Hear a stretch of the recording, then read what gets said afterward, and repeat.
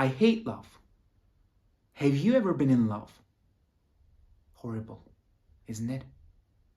It makes you so vulnerable. It opens your chest, it opens your heart, and it means that someone can get inside you and mess you up. You build up all these defenses. You build up a whole suite of armor so that nothing can hurt you.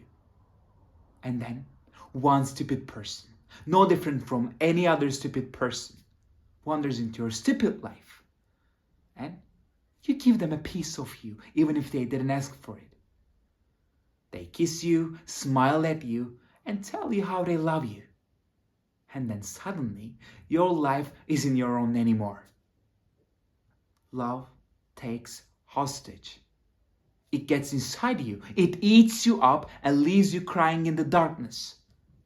So that later on, a simple phrase like, "Maybe we should just be friends," turns into a glass splinter working its way into your heart. It's a soul hurt. It gets inside you and rips you apart piece by piece. I hate love.